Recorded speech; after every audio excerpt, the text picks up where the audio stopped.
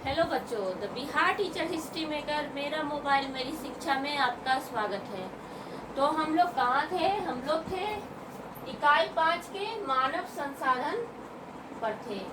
और मानव संसाधन में हम लोगों ने बहुत सारी चीज़ें जानी कि मानव संसाधन में जनसंख्या, जनगणना, बहुत सारी चीज़ें जानी।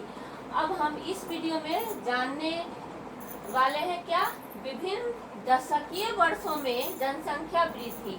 प्रत्येक 10 वर्षों में जनसंख्या में कितनी वृद्धि हुई है, ये हम जानेंगे। कहाँ भारत में जनसंख्या वृद्धि कितनी दर से ज़्यादा बढ़ी है, वो हम इस वीडियो में देखते हैं।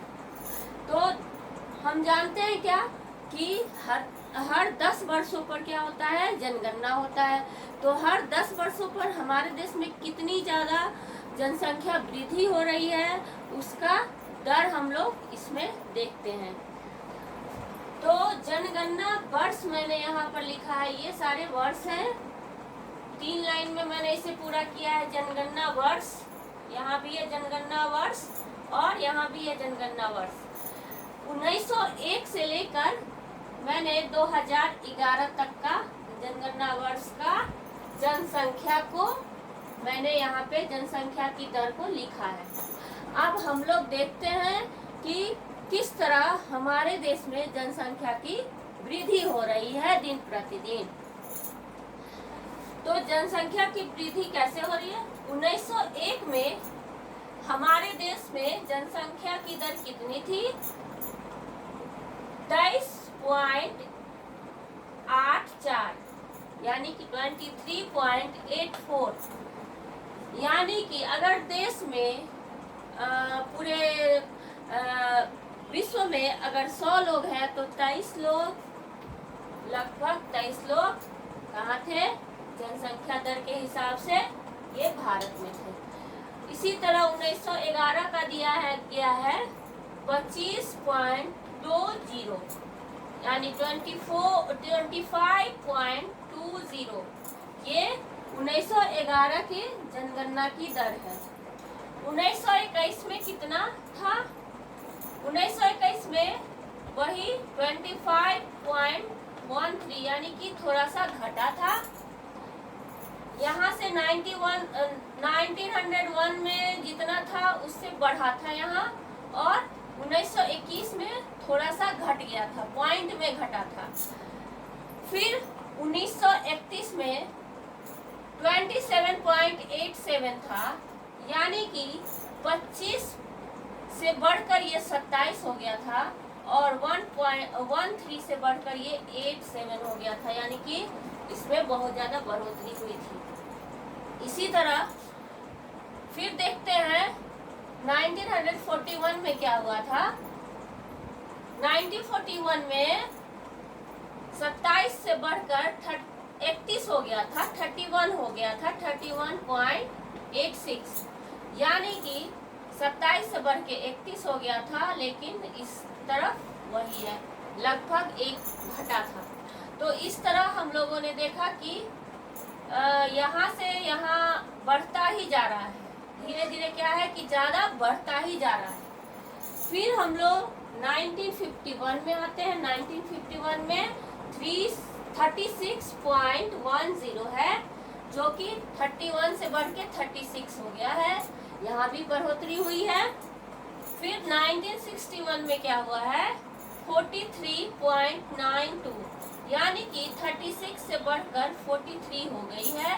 तो यहाँ भी जनसंख्या दर की वृद्धि ही हुई है। 1971 में क्या हुआ है? 43 से बढ़कर 54.81, यहाँ बढ़कर 54 हो गई है। तो 43 से 54, यानी कि यहाँ भी बढ़ गई है जनसंख्या। 1981 में 54 से बढ़ के 68.33, यानी कि 54 से बढ़ के 68, यहाँ भी बढ़ गई है। अब देखिए यहाँ पर केवल 10 का अंतर, लगभग यहाँ से यहाँ तक केवल 10 पॉइंट का अंतर 10 का था, लेकिन यहाँ पे 20 का अंतर होने लगा। 1991 में 68 से बढ़कर 84.64 हो गया है। तो हम लोग क्या देखते हैं कि यहाँ पर लगभग डबल वृद्धि हुई है, जनसंख्या की डबल वृद्धि यहाँ पर हुई है, जिससे ये बहुत ज्यादा बढ़ गया है।